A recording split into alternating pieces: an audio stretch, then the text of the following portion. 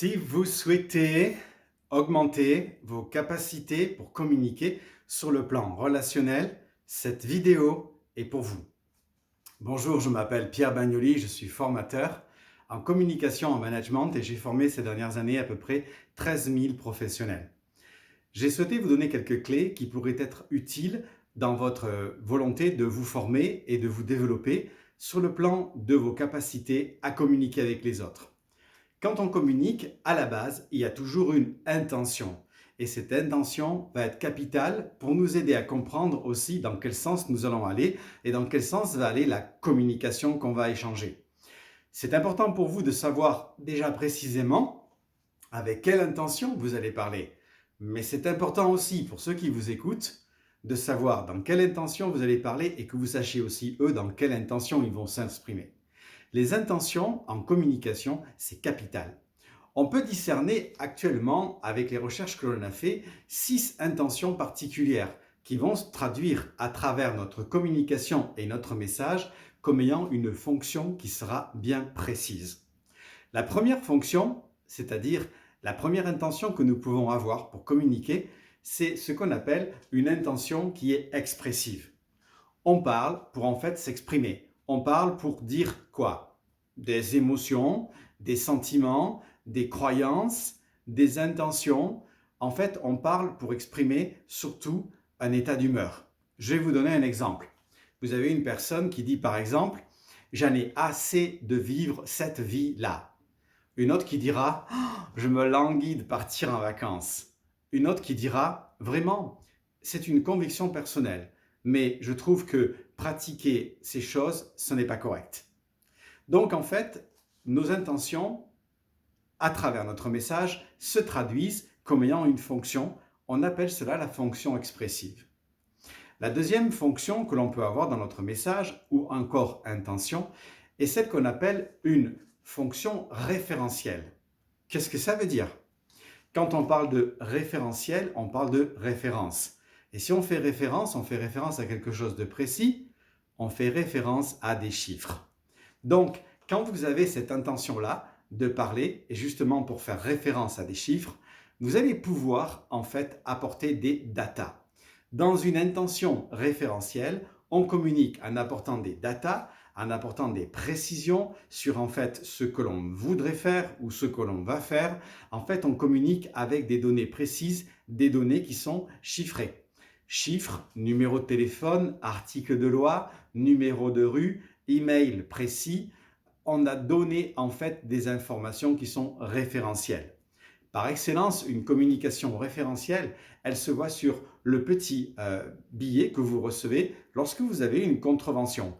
Il y a le jour, la date, l'heure, le nom de l'agent, l'article de loi que vous avez enfreint, aussi le montant de l'amende et l'adresse ou encore le code avec lequel vous pouvez en fait le régler. Après la fonction qui est expressive, nous avons la fonction qui est référentielle et nous avons encore une autre intention. Beaucoup de gens parlent avec ce qu'on appelle une intention injonctive. Une intention injonctive, c'est une intention que l'on utilise lorsqu'on veut donner un ordre, un commandement. En fait, on s'adresse à quelqu'un pour le faire agir. On souhaite qu'il agisse, qu'il passe à l'action et on souhaite en fait qu'il soit vraiment engagé dans quelque chose qu'on lui demande d'accomplir. Par exemple, je vais vous donner quelques phrases qui montrent ce que c'est que parler avec une intention injonctive. Eh bien, on pourra dire « Lève-toi, prends ton lit et marche ». Ou encore « Entre, ferme la porte, assieds-toi et écoute ». En fait, on parle avec des phrases qui sont courtes, qui sont des injonctions, dans le but de pouvoir donner un ordre, une direction, un acte que la personne doit accomplir. Par exemple, le professeur qui dit à ses élèves « Fermez vos cahiers, rangez vos livres, sortez une feuille, prenez un stylo, interrogation écrite », c'est en fait une communication injonctive. L'intention est de faire agir la personne à qui on s'adresse. Voyons maintenant encore 3 autres injonctions, ou plutôt modes d'intention qui sont en fait très orientés. Il y a ce qu'on appelle en fait aussi la communication qui est métalinguistique. Quand on parle de communication métalinguistique, on parle en fait d'une communication qui serait faite en position méta. La position méta, c'est une position qui est en fait d'observation. C'est une position qui est celle d'être positionné à l'extérieur d'une situation pour la voir avec un autre regard.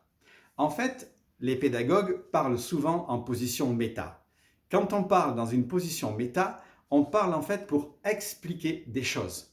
Donc dans la position méta, on développe, on donne des renseignements, on développe une idée, on donne de l'explicatif, on est engagé pour que les choses soient claires. Je vais vous donner un exemple d'une communication métalinguistique. Je vous ai écrit ce mail dans le but que vous soyez informés de nouvelles dates que nous proposons pour notre public. Cela veut dire que nous allons ouvrir notre bibliothèque beaucoup plus souvent. Par contre, quand nous vous informons de prendre la carte de membre, c'est parce que votre entrée sera conditionnée dans la bibliothèque par l'obtention de cette carte-là. Alors en fait, nous sommes ici cette fois-ci sur une intention de communication qui est explicative, pédagogique. On appelle ça la communication métalinguistique. On va découvrir encore d'autres formes de communication ensemble et il y en a particulièrement deux. On arrive vers la cinquième maintenant. La cinquième fonction pour la communication, c'est une fonction qu'on appelle la fonction fatigue. La fonction fatigue, c'est une communication qui est orientée dans une relation avec quelqu'un d'autre, mais dans un but très précis, celui de amorcer, donc initier, développer, maintenir, voire clôturer une communication dans la relation avec l'interlocuteur. Dans la communication fatigue, j'ai une communication qui est très courte, mais qui est directe, qui me permet d'entrer en matière et de me présenter. Par exemple, vous avez une communication fatigue lorsque vous dites « Hello, bonjour à tous » ou encore quand vous dites simplement « Allô, allô, je vous écoute ». Quand vous avez une communication fatigue, ça va se traduire aussi parfois par « bienvenue » ou encore « bonne route » ou encore « cordialement ». Donc, toutes ces communications « Salut les gars, bonjour les filles, monsieur, madame, à bientôt » sont des communications qu'on appelle fatigue. La dernière, communication intentionnelle, si vous la trouvez, vous êtes très fort. Alors, les linguistes appellent cette communication-là la communication poétique. L'intention de communiquer est poétique. Mais qu'est-ce que ça veut dire? Comment va-t-on la définir? Une communication poétique, c'est une communication qui va être marquée par des rythmes de sons, de mots, de couleurs ou d'images, comme dans une poésie. On l'appelle en fait poétique, mais très souvent, elle est comparée au slogan. Par exemple, Paris, Paris, ville des Lumières. Ou encore, vous avez aussi Cannes fait son cinéma. Donc vous avez une phrase qui est très courte. On les entend dans certains restaurants, vendeurs de magasins de sport. Par exemple, Decathlon à fond la forme. Ou encore, Darty le contrat de confiance. Vous avez aussi par exemple, McDonald's, venez comme vous êtes. Ces communications en fait sont dites poétiques, surtout si on entend un jeu qui est à l'intérieur de la phrase, marqué par une sonorité, un rythme ou encore des images qui vont nous frapper au niveau de notre perception pour nous permettre de comprendre en fait le message. Une communication vraiment poétique, c'est ce fameux slogan qui disait « Le poids des mots, le choc des photos et c'est bien sûr Paris Match ». Nous avons besoin de connaître ces choses et elles peuvent nous aider à mieux communiquer avec les gens qui nous entourent. Pourquoi?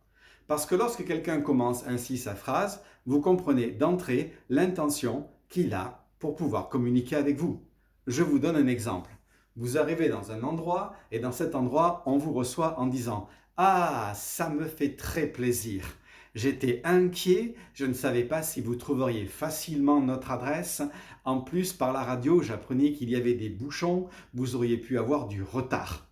Eh bien, dans cette communication-là, vous avez quelqu'un qui s'adresse à vous avec une intention précise, celle de vous exprimer en fait ses sentiments. Quand vous avez une autre communication, si vous arrivez à un endroit, on vous dira « Lorsque vous serez devant la porte, sachez que le code pour entrer dans le hall, c'est 1A709. Lorsque vous vous avancez, vous prendrez l'ascenseur, le deuxième, l'ascenseur B, et vous monterez ensuite pour pouvoir accéder au 4e étage. C'est la porte 408. Tapez 2 fois. » Eh bien là, vous avez une communication qui a une intention essentiellement, qui est une fonction référentielle, mais qui finit par une fonction injonctive en vous disant « tapez 2 fois ». Quand on me communique au niveau de mes expressions, quand on me communique avec des intentions, eh bien en fait, quand on me communique dans ce sens-là, eh bien j'ai compris que la personne est dans un état qui est celui de vouloir s'exprimer. Par contre, si elle est sur du référentiel, elle veut me donner des informations qui sont capitales. Donc si elle est dans l'expressif, je peux la recevoir aussi dans l'expressif en lui disant « Je vous remercie, je suis arrivé à bon port et en fait mon GPS m'a bien aidé ». Mais si en fait je suis dans le référentiel et que je réponds ceci en disant « Cela me fait plaisir que vous me donniez toutes ces informations », en fait j'étais dans la peur, eh bien en fait vous donnez une réponse, mais vous n'êtes pas vraiment dans une dimension qui est celle d'être aussi